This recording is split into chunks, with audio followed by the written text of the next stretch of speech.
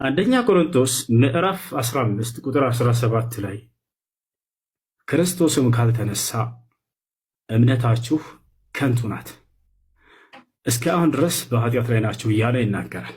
አንደኛ ቆሮንቶስ ምዕራፍ 15 ቁጥር 14 ላይ ክርስቶስም ካልተነሳ እንግዲያስ ስብከታችን ከንቱ ነው፣ እምነታችሁም ደግሞ ከንቱ ነው ይላል። የክርስትናን እምነት ከንቱ መሆንና ለመሆን መሰረት ያደረገው የክርስቶስ መነሳት ላይ ነው፣ ትንሣኤ ላይ ነውና ኢየሱስ ክርስቶስ ከሙታን ሲነሳ ያየው አንድ የሐዋርያ ምስክር አለ ወይንስ የለም?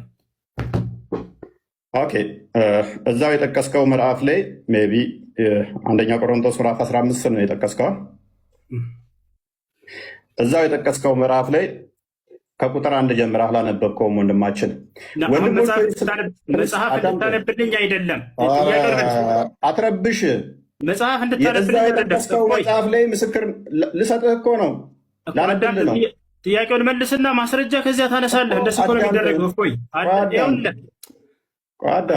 የኔ ደቂቃ ነው። የኔ ደቂቃ ነው። 11 ደቂቃውን ራሱ ጭማሪ ሰጥቻለሁ። የኔ ደቂቃ ነው። አዳምጠኝ። 11 ደቂቃ ደርሷል ጭማሪ። አዳምጠኝ። የኔ ደቂቃ ነው። የጠቀስከው ጥቅስ ቁጥር 1 ላይ አላነበብከውም ማለት ነው። አላህ ለምሳሌ ኢሳን አስመለጠው ሲባል ማንም ያየ የለም፣ ማንም ያየ የለም። አምልጧል ብሎ ያምናል። እኛ ግን ምን እናምናለን? ምስክር እንዳለ እዛው የጠቀስከው ምዕራፍ ላይ ልመታህ እኮ ነው። አንተ በጠቀስከው ምዕራፍ ላይ ሲጠየቅ ጊዜ አላህ ሙሐመድ የለም ያለው። አይ ኡስታዝ፣ እሱ ኤኒዌይስ ኮንክሉዥን እንስት ና ኢየሱስ ክርስቶስ ከሙታን ሲነሳ ያየው አንድ ሐዋርያ የለም። ዮሐንስ ወንጌል ምዕራፍ 20 ላይ አንድ በል እዚሁ የጠቀስከው ምዕራፍ ላይም ሰጠው።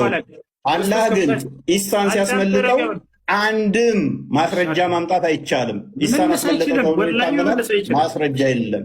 መመለስ አይችልም። ለምን ስላልፈለግክ ነው። ኮንክሉዥን እንስ ኮንክሉዥን እንስ ይበቃል።